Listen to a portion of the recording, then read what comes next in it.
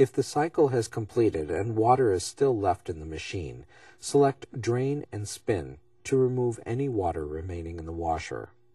This can be caused by one of these conditions: use of an extension cord overheating the motor, oversudsing from improper detergent use causing a suds lock in the pump, restricted drain caused by a clogged, kinked, or frozen drain hose.